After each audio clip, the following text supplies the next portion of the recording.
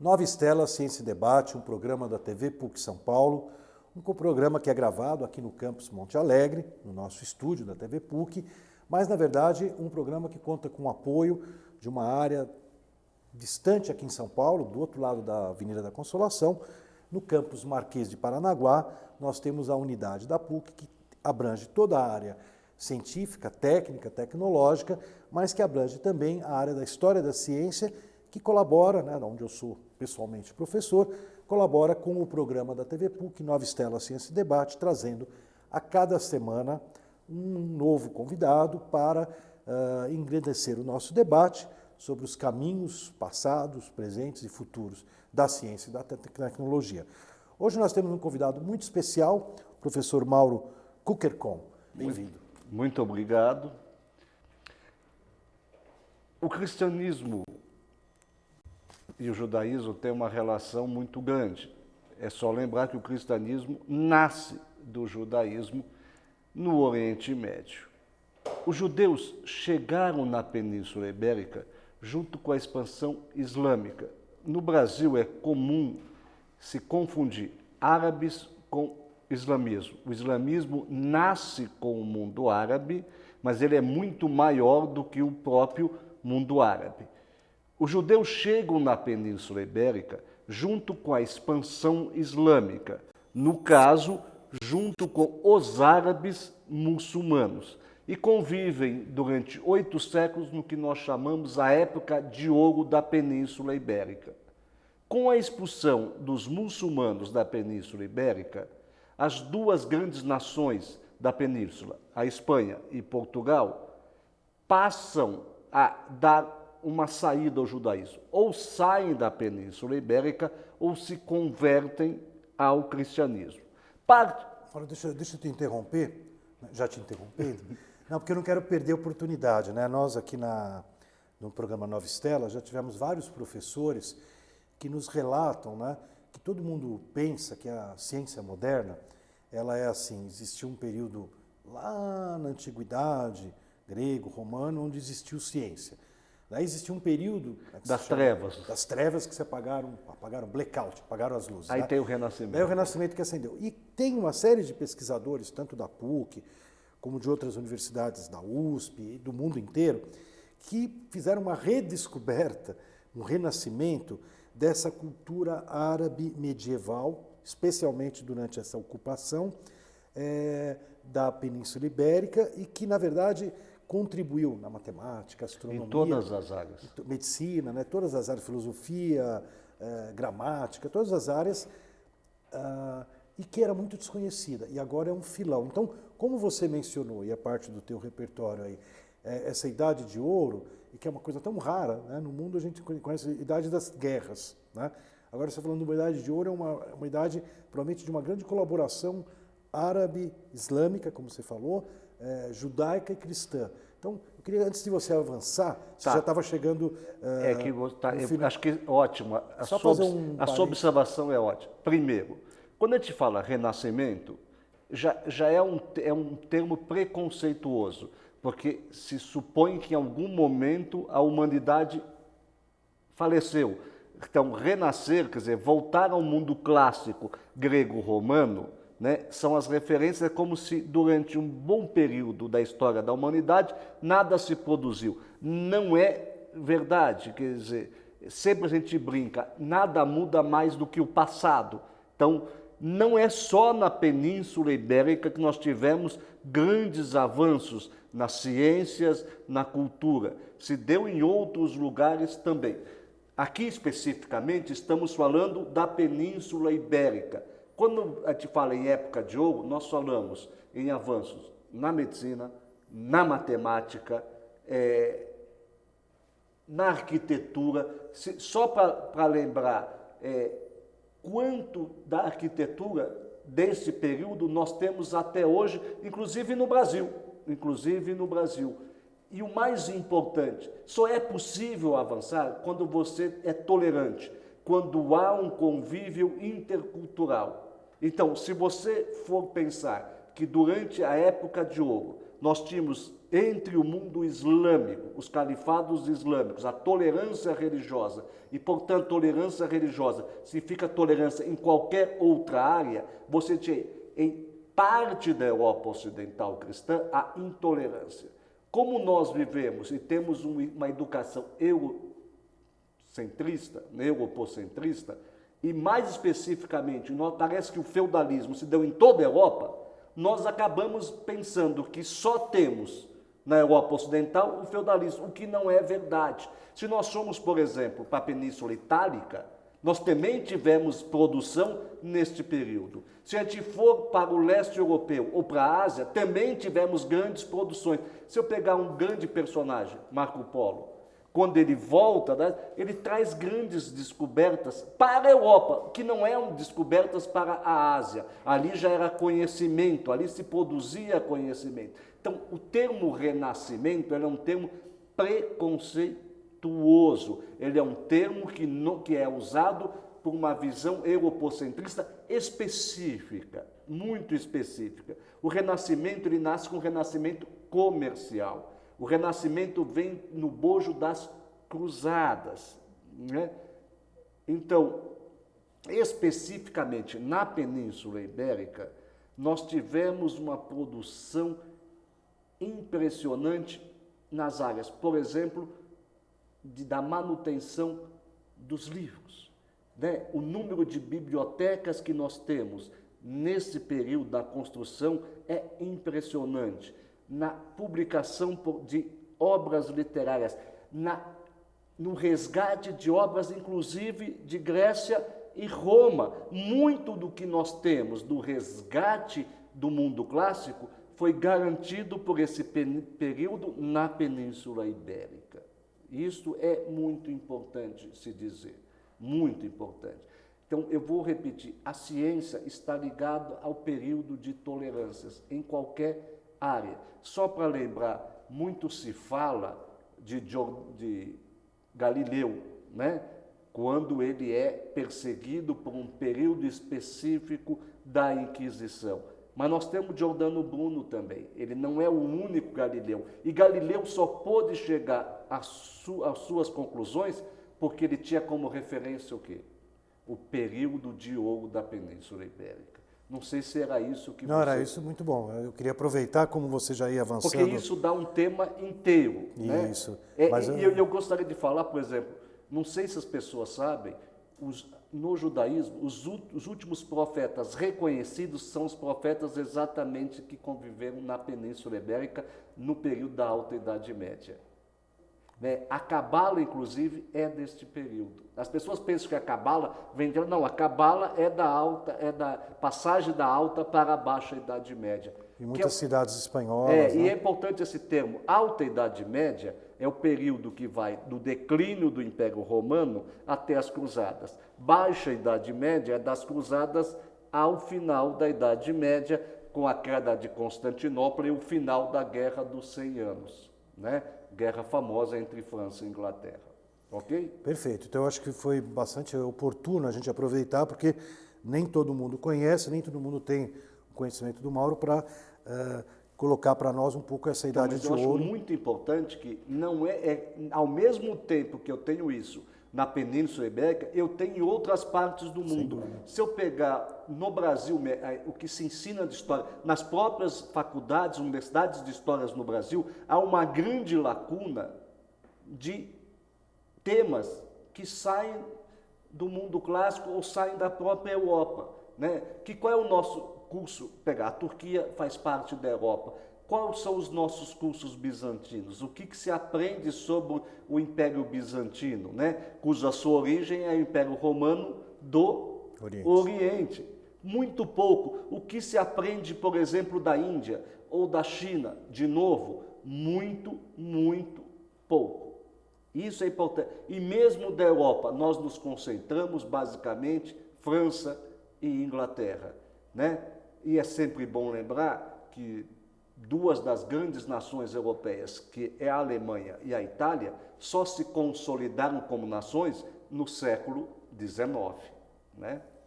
Perfeito. Agora voltando então, que eu te ao- interrompi, né? no Você, tempo, mas não, acho que- você nos levou para uma viagem E vamos onde os voltar. judeus se estabeleceram na Península Ibérica e teve o período então do califado, bastante interessante, rico em produção cultural, intelectual, científica, artística. E esse período de ouro, ele infelizmente termina.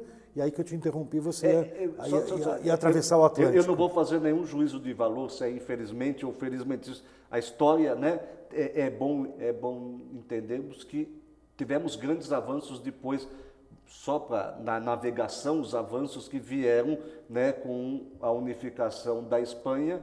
Portugal, a unificação é um pouco antes. Eu estava falando quando há um ultimato aos judeus, né, ou se convertem ou morrem. Não, ou morrem, se convertem ou deixam Espanha e Portugal. Aliás, só uma observação, o termo ficar a ver navios vem dessa época, quando o rei Dom Manuel em Portugal dá um ultimato aos judeus, ou se convertem ou vão embora. Milhares de judeus vão ao porto de Lisboa, ao invés dos navios, eles têm o exército e um grupo de padres com água benta. Os judeus ficaram a ver navios, né? E é importante que esse termo se consolida do Brasil com os cristãos novos. Muito bem. Qual é o fenômeno dos cristãos novos? São judeus que se convertem, mas se mantêm como judeus, né? No século XVI, que é quando aumenta essa população de cristãos, é quando se consolidam os cristãos novos, muitos deles são degradados ao Brasil. Se nós pegarmos os anais só dos tribunais do Santo Ofício de Portugal, e contaremos no século XVI 102 sobrenomes de cristãos novos. 102. Entre eles, Pereira e Silva. Bom, Pereira e Silva são sobrenomes absolutamente conhecidos no Brasil. Mas eu sempre ouvi falar, as pessoas, né, que são Oliveiras, que é Moreira. Ora, isso é uma blasfêmia histórica. Por que se criou esse mito? Exatamente para as pessoas não imaginarem que seus ancestrais poderiam ser o quê? Judeus. De origem judaica. Então se cria esse mito que virou um mito. Mas é importante se dizer, não é um mito que está apenas entre populações não judaicas. Entre os próprios judeus isso se consolidou. Se você for perguntar a um jovem judeu, ele vai dar as mesmas respostas que um jovem não judeu. Bom, mas qual é a contribuição do cristianismo novo no Brasil, né? Aí que é um problema. A historiografia ainda é muito pequena. O IBGE fez uma pesquisa onde ele aponta que cerca de 1/3 dos homens brancos no período colonial brasileiro seriam cristãos novos. É uma pesquisa respeitável, mas é preciso se fazer mais pesquisas, né? Então nós temos, entre os bandeirantes, uma ampla maioria de cristãos novos. Isso se explica porque boa parte dos bandeirantes são degradados realmente para o Brasil, né? Os cristãos novos são os bandeirantes são os esfarrapados. Ao contrário do que se imagina, né? Você pega o Borba Gato, aquele com aquela... Aquilo não é o cristão novo, aquilo é o emboaba, o adversário do cristão novo. O cristão novo era um esfarrapado, e como ele virou, os bandeirantes viraram símbolo do Estado de São Paulo, viraram símbolos da integração do Brasil, evidentemente eles viraram, não podia ser um esfarrapado, então eles ganharam tudo, aquele chapéu, aquela roupa, a bota.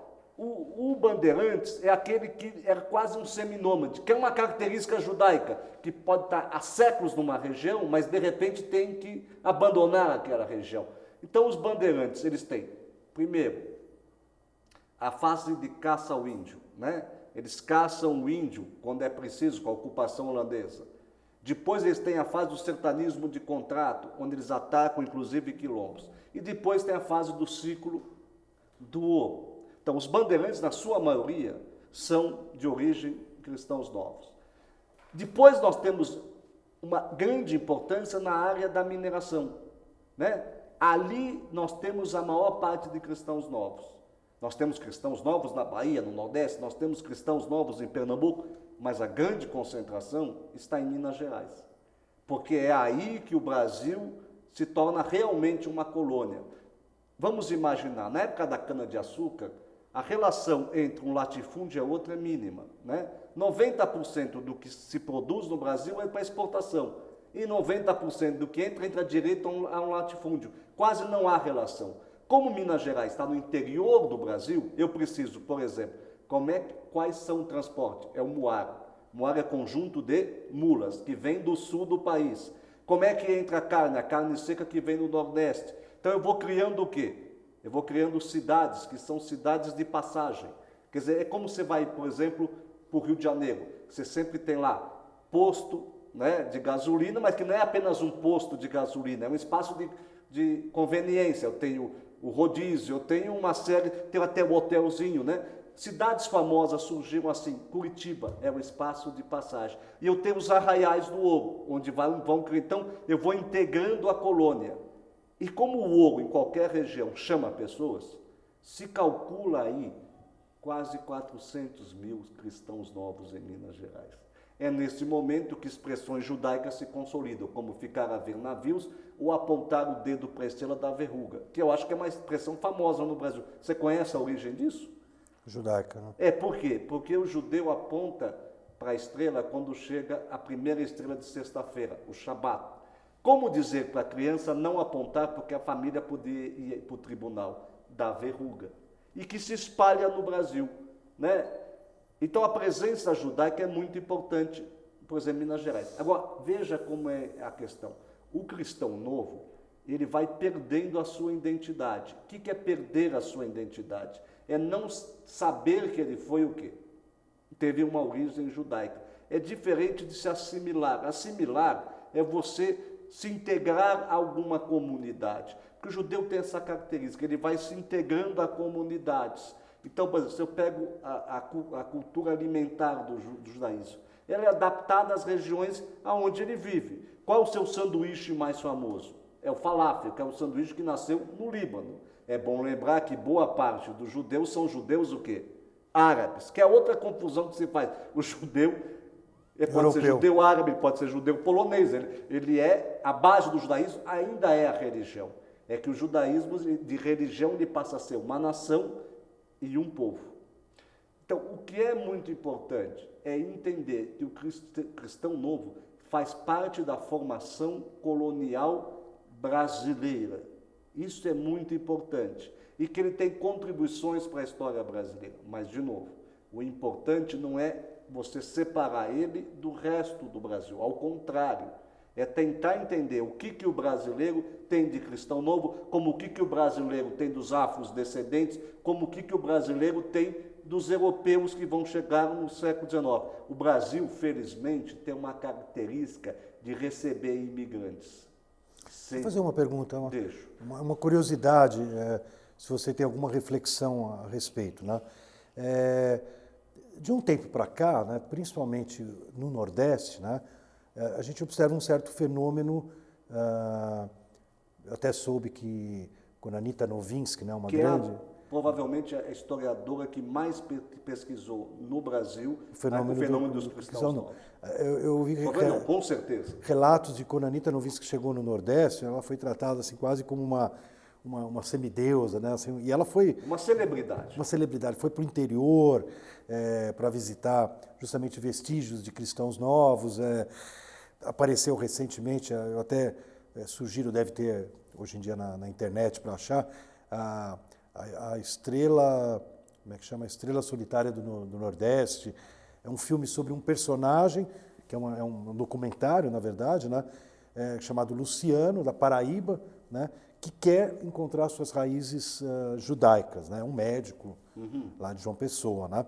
E assim a gente vai descobrindo vários personagens aí pessoas, né, que vão aparecendo.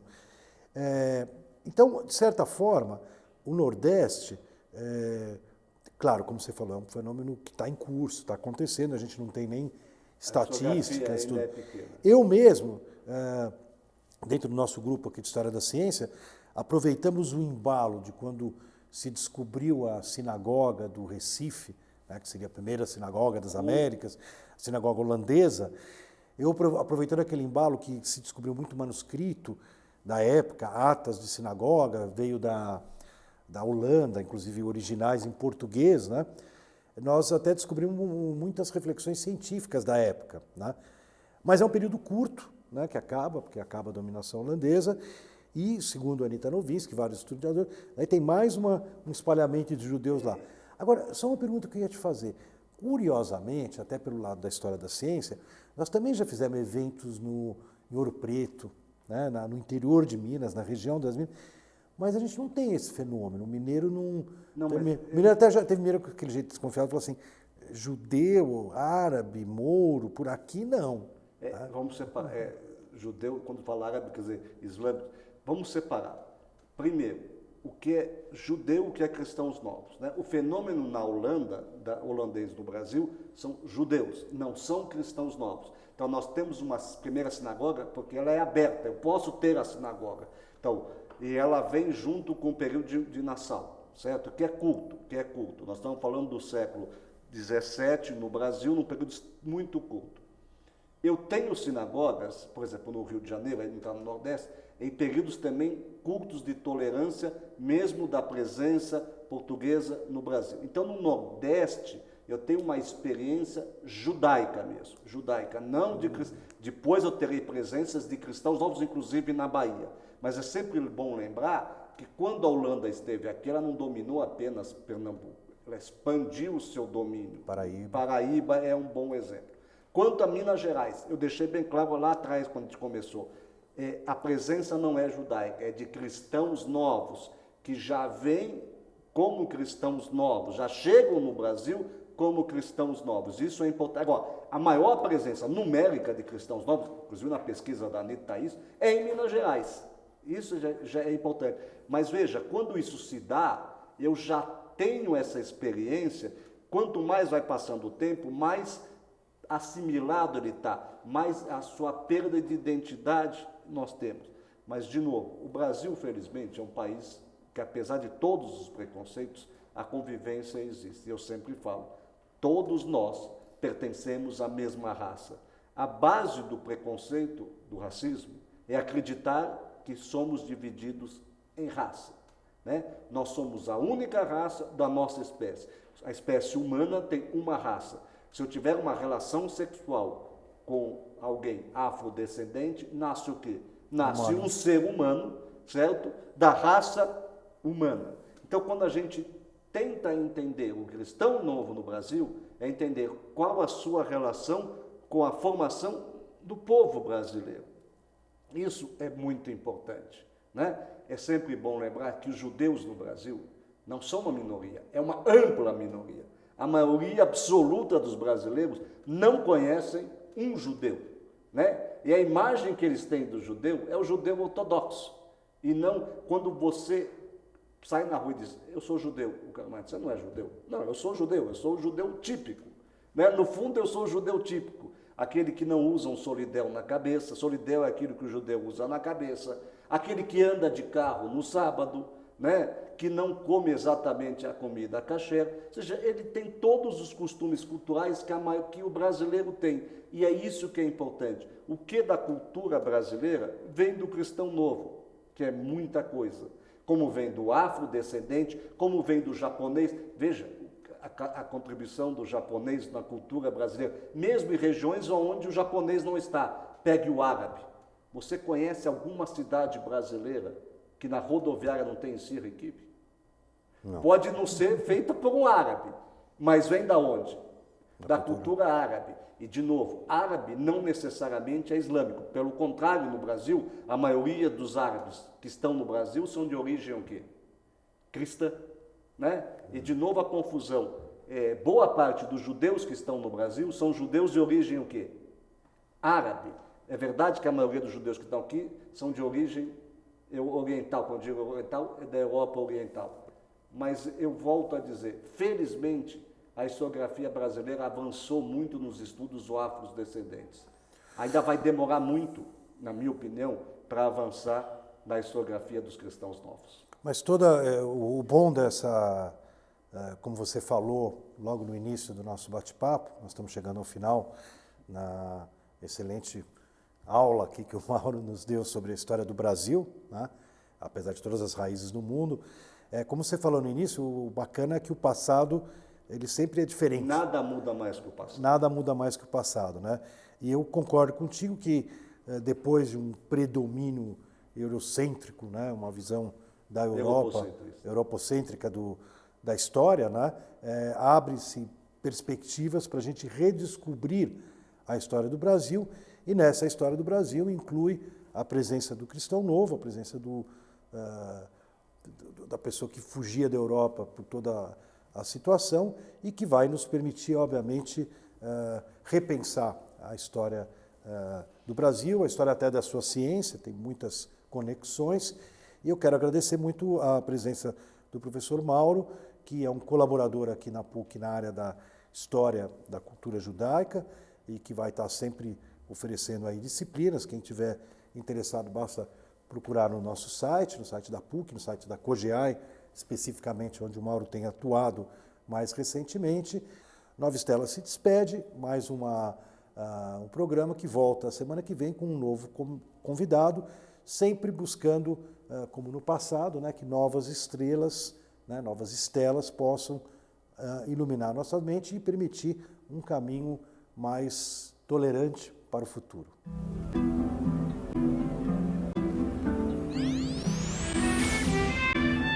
Meu nome é Mauro Davi Kukerkorn, eu sou professor de História Judaica do COGEAI da PUC.